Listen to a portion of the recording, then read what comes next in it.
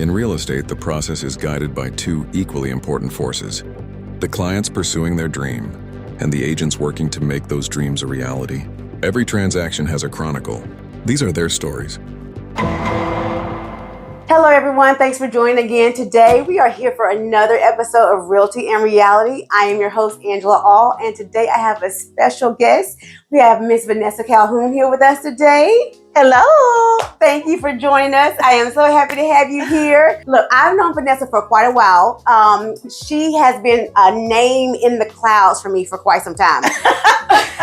When I was early on in real estate, I see her name everywhere, and I'm like, who is this Vanessa Calhoun? And then when I finally met her, I was like, oh, I love her. She is so sweet. She's so nice. Thank you. So I am blessed to have you here. I thank you for taking your time out and joining us. We're going to have a great topic today. So like I tell you every time, make sure you have a seat, have a glass of wine or something like that, because this episode is probably going to give you a little heart palpitations. But that's good. That's a good thing. That means you're alive, and that means something good is about to happen. So the topic for today is the offer war that got out of control. Now, if you remember anything about real estate back around the pandemic, my gosh. those were a lot of us have that story, but we're going to talk about that story today. So Ms. Calhoun, tell us a little bit about yourself. Well, I am Vanessa Calhoun, and I'm from Newnan, Georgia. This makes my 20th year in real estate, and I'm kind of dating myself. But I truly love what we do. Yes. We have stories for days, good stories, bad stories, accidents, victories, yes. The entire gamut. Okay, set the scene for us. Tell us about who you represent, what the scenario is, what the market like at the time, and what made the property stand out. Okay, perfect. Well, it was a beautiful 5-bedroom, 3-bath in Fairburn. Oh, okay. It was probably 3 years old at the time. And my sellers kept it in immaculate condition. The house literally sold itself. Right. And it was during the pandemic or shortly thereafter. Mm-hmm. We were still masked up though. Right, yeah. okay. So it was really competitive. Oh yeah. And back then, I don't know if your audience knows, but we were fielding 30 to 40 offers a day. Those times, property. You couldn't get sleep. Could not. And you couldn't sleep. Your phone was blowing up. Mm-hmm. People were sending you texts. It would hit the market, and an hour later you get, is it still available? Is it still available? Exactly. It just hit the market an hour ago, but we do have 7 showings scheduled. so definitely during that time, it was very different. I don't think I've been doing this similar amount of time as you, and I don't think I've seen anything like that. No, and absolutely I not. might be okay if I don't see anything like that again. I can go my entire life without seeing that ever again. Because what people don't realize, the main thing is that it was a difficult time for buyers. Right. Mm-hmm. But in reality, it was a difficult time for sellers, buyers, agents, closing attorneys, everybody. Because the sellers, even though they were coming, they would come out like bandits, but they also became buyers. They became buyers. So they were on the opposite side of the spectrum in such a very short period of time. Uh-huh. So it was bananas for everybody. Oh gosh. Okay. So how competitive was the property when it first hit the market? My goodness. It was so competitive, Angie. One day we had 32 offers, and the way that I wait. She said one day. In one day we had 32 offers. And the way that I would kind of keep everything together in my mind and with my sellers is to, whenever I get an offer in, I type up a synopsis and email it over. Okay. So I'm just emailing offers over you all can't even day. get away from your desk. All day. No, I could not. Just emailing offers all day. The last email, I said offered like 32. Mm-hmm. I looked and I was like, I'm sending this to the wrong goddamn client. So I had to call them and say, hey, look, we don't have I know I've emailed you 32 times today, but I need you to disregard those emails. All 32 of these all emails. 32 disregard. And then I had to go back and send all of those other offers to the correct clients.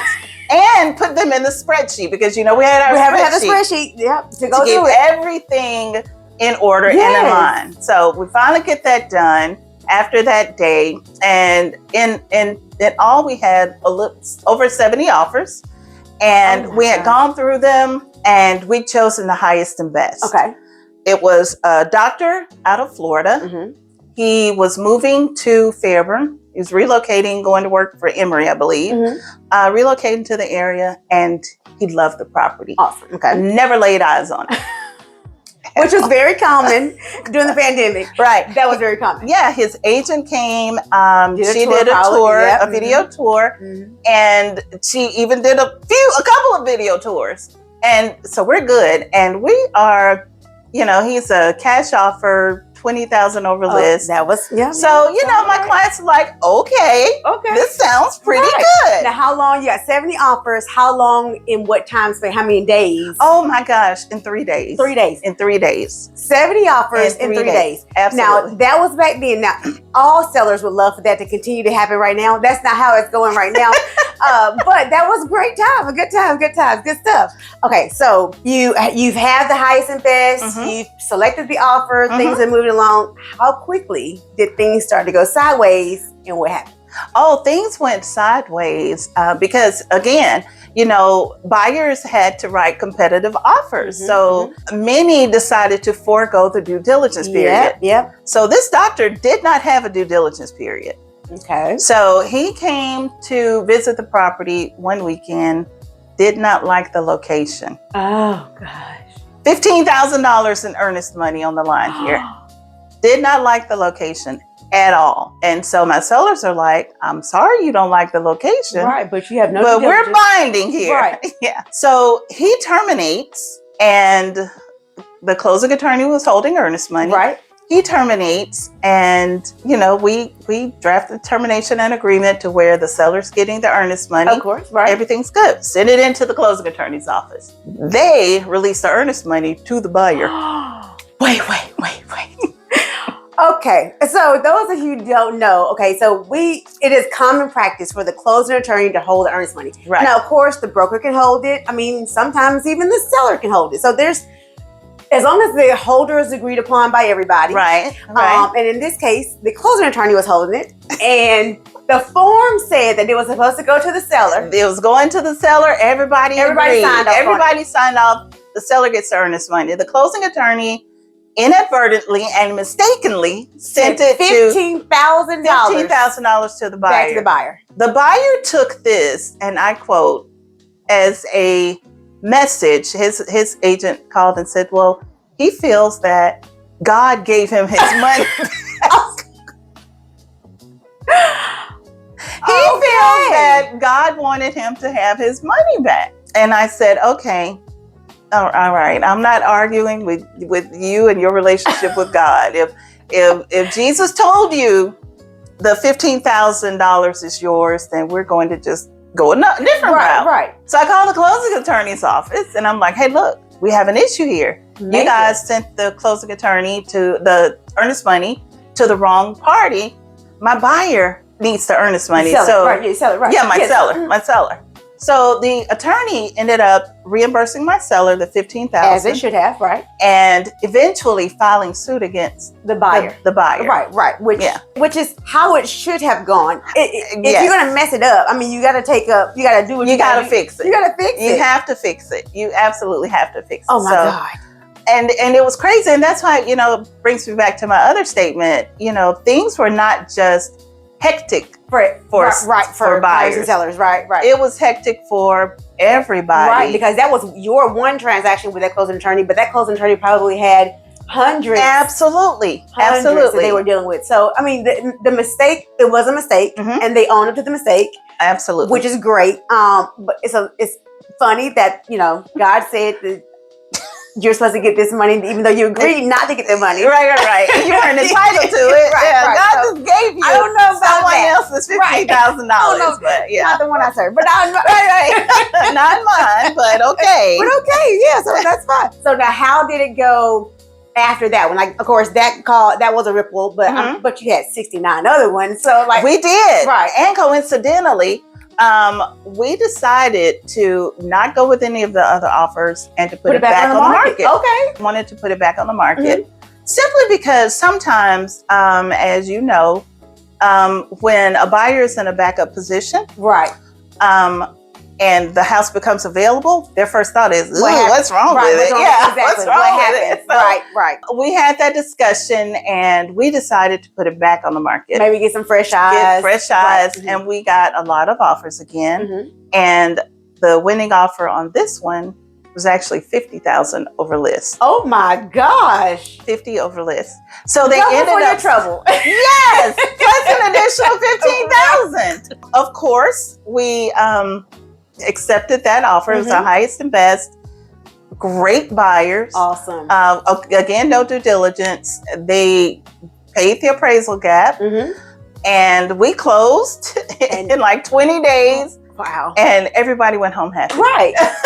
There was over 70 offers the first time. How many offers did you get the second time? The second time, we decided not to wait, so we only had maybe 22. Oh, only 22. Right. Only Listen to 22. me, only 22. Only 22. So Right. 92 offers. Oh, nothing about, no worries Yeah, about only that. Only 92 22. offers total. Absolutely. Good Lord, 92. offers. Yeah. Jeez. But the thing is, you were upfront about with your client about what was going on. Absolutely. I would, hopefully that buyer's agent was very upfront with her client about what was going on because they signed the termination. They signed the termination. That end part of what happened, we'll put that away and tuck that away. But two agents explained the best scenario for their clients. Your client ended up going back on the market versus not going on the market and trying to pull from the 69. Right. And ended up getting a better offer. And then someone who was able to cover the appraisal gap with that came up, since that came up, and then closed. Everybody's happy, all smiles, everything went well. See, Absolutely. that is how we all hope it will go. That's how we wanted to go. So, so then you represent the seller. So tell me, what tactics did you use to help the seller select the best offer? Because I know you had your spreadsheet, and I know you had your net to seller and all that good stuff. But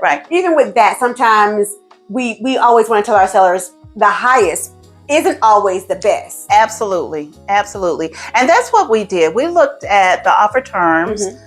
We knew that they were selling and buying land to build. Okay. So we had to be cognizant of certain things. Right. Like we wanted something that had an appraisal gap. Yeah, exactly. Especially since people were offering 20 and 50,000 over list. Right. Of course it's not going to appraise. Right there. We don't expect it to appraise. Exactly. But so you're making we that wanted offer, you got to be able to back it up. You have to back it up. So we wanted the appraisal gap there. We definitely didn't want a due diligence. Exactly right. We were okay. With that many offers, Absolutely. there shouldn't be. Right.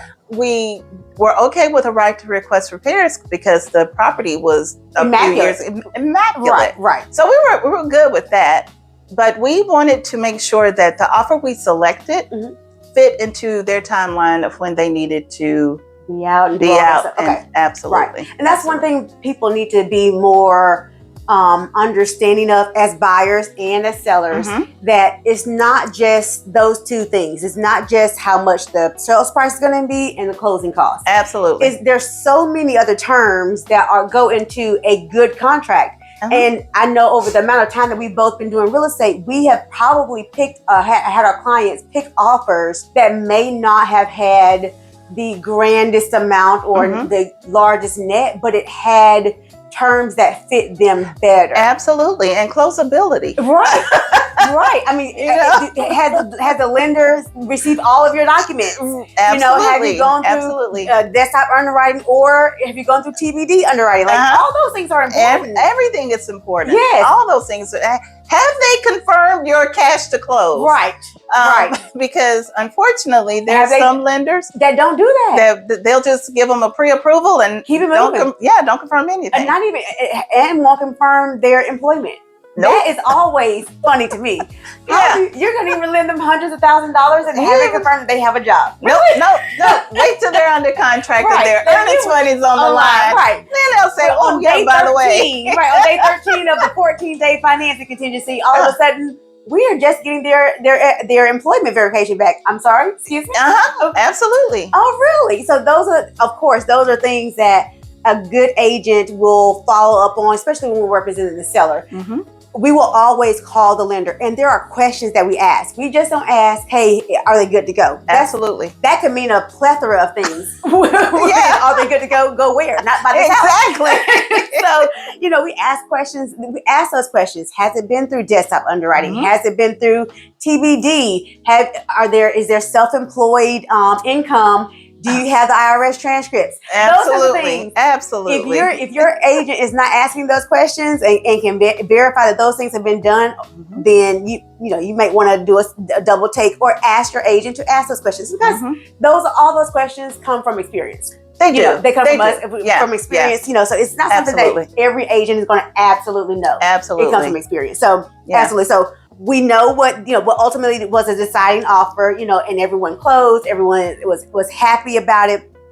As an experienced and knowledgeable agent, what should agents and clients know about competing offers? Mhm. How to write them, what to put into them, and how to look at it from a multiple offer situation if you're the seller. So one thing, if you are the seller, one thing you want to know is your end game. Mm-hmm. You want to know, you have to be very familiar with, okay, where am I going when I sell this house? Right. When do I need to be there? How soon do I need to be there? Mhm. And once you get all of your pillars established, Mhm. then you can use those terms to determine which offer is better aligned Exactly. with what you need to right. do. That's absolutely. Because as you mentioned, you can't just look at a number Mhm. and say, well, yeah, I want the highest number. Well, first off, baby, we have to make sure it can close. That's right. I mean, if they needed extra time, like what if maybe they needed a temporary occupancy, Absolutely. and this person may not be able to offer that because they might have a situation where they have to be out of someone. So all of those things, definitely as a seller, like you're saying, you as the agent and your seller, you should have already established before putting on the market. You should already have established what those necessary things are. Absolutely. Everything else is cherry on top. Everything else is cherry on top. All right. So what about buyers? What would you, because you work with buyers as well. So, and I'm sure you had buyers during the pandemic that you were writing multiple offers for too. So what would you tell buyers? It's so funny because during the pandemic, every buyer consultation started out with, this is a journey. Right. I just need you to stick with it, be patient. This is a journey. One thing I will tell buyers, especially when the market has you in a multiple offer situation, is to have your agent find out what that seller needs. Right. Once you find out what the seller needs, what they want, what they want to net, then you can tailor your offer to better suit those terms. And even know if you can even present an offer that fits those terms before you even waste your time. Before you waste your time, because you're never, even in a slower market, you're never guaranteed another opportunity. That's right. To present your highest and best. If you find a home that you love and it clicks for you, it fits for you, and this is my house. Right. Your offer needs to reflect that. Right. The first time. Because like you said, you may not, even in the market that we're in now, which we would detail as a slower market. Absolutely. Even then, don't go in with the objective of playing the negotiation game. Absolutely. Because you may not have that chance to negotiate. You may not have that chance. Someone else may be coming in with the right mindset that, hey, this is my house. I want this house and I'm going to get this house. Absolutely. And they offer that and their offer reflects that. Like you were saying, their agent has prepped them and told them, hey, if this is the one, then we need to go in strong. Absolutely. And you don't necessarily have to know if it is a multiple offer situation. You need to be putting your best foot forward at all times. At all times. Because most times people don't look at it from the standpoint that you're a buyer now. More times than not, you're going to be a seller later on down the line. Yeah, so absolutely. you're going to see it from the other side, and you're going to want the buyer to be as upfront and as aggressive as you were when you were presenting an offer. Absolutely. So you have to see it from both standpoints. So by all means, like you were saying, those tips for the buyer and the seller are going to be essential, because as even with you having the guidance of an agent, you still need to know you're the one buying the house. You're buying the house. You're buying the house, or you're selling the house. So you need to know where your agent is coming from when they're guiding you and giving you these tips, and you need to know what your goal, like you said, what your end game goal is, and not be wishy-washy about it. Like, know what you need. Absolutely. Know what, and that's a great point, because one thing I do remember from the pandemic is that for a lot of buyers, and this is something I was kind of cognizant of with my buyers, it became less of I am buying the house I want, right? And it became a competitive thing, like, okay, I want, I gotta get it, and that's fine in the moment, but I would always tell them 6 months down the road, exactly. Are you going to be looking at this house like, thinking, doggone it, I don't even like this house, Exactly. So, and it's so hard to keep people focused on that when they keep losing on great properties, right? But it's then they feel as though they're settling. What can I just get into? Absolutely, those kinds of things. Absolutely, right? And thankfully, like I said, there were a lot of buyers and sellers that made very good decisions during the pandemic. I mean, we had really, really good movement. So that's not everybody's situation. However, even in this market, because we have higher interest rates, we have lower inventory, there's just so much going on. The fact of the matter is that when it is right for you to buy your house, the house is going to be there. Absolutely. And you just have to be willing to make the move on it. And there's a difference between compromise and settling. There's a difference. Absolutely. You can compromise on not getting double ovens, but you don't want to necessarily settle on, something where you need 2,500 square feet and you settled on 2,000 or you settled on 1,500. Yes. That's the difference. Yes. That's a big difference. Gosh, yes. Yeah. So you want to know what you're going in, what you're getting and what you're going into. So because we'll definitely be here to sell it for you when you're ready. Yeah. But we want you to be happy. We want you to be happy. Absolutely. Absolutely. Because at the end of the day, if they're not happy, they're blaming us. Right. My doggone agent made me get this house. No. And then we want the relationship to be there. We want there to be a good relationship. Because like I've said before on here, I don't believe that real estate should be transactional. It should be relationship based. It is. Absolutely. And if it is not, if you feel as though your relationship is strained with your realtor or they were just in it for the money, then that's not the realtor that you necessarily are going to call when it's time to sell it. Right. Or refer when it's time to send a friend or a family member. So absolutely. Definitely, look into those things. But like this is a tale of, what the 92 offers that came in on a house back then, and all the work that went into it, but something still went wrong. Something still happened, and they had to start all over again. But it didn't mean that it wasn't a negative thing, because it did mean that they didn't find the right buyer, and the right buyer found the right house. Absolutely, the right buyer found the right house. Exactly, that part. And they were great buyers. Yeah. Like we had a ball at closing. And I love those. I love those. Sometimes you have them where they're crying because they are going to miss the house, but they're all laughs and smiles because the buyer is going to. They know the buyer is going to love the house as much as they did. Absolutely. Those are my favorite ones because the culmination of everything that took place, and then just seeing the transfer of energy, the transfer of joy, where they're going to call home. That is what makes us want to go back, and like it's almost like a drug. Like I need more. I want to see that. Definitely an endorphin booster. Exactly.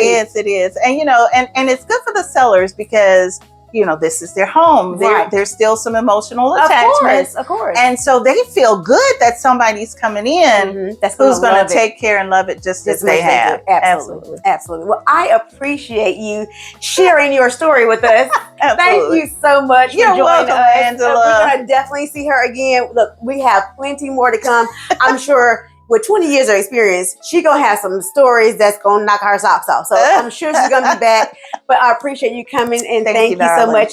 You guys are going to have to make sure you like, share, subscribe, share this story everywhere. Definitely find Vanessa on socials and follow her. You will be pleased that you did. But until then, we will see you next time on Realty and Reality. You take care. Bye-bye. Bye.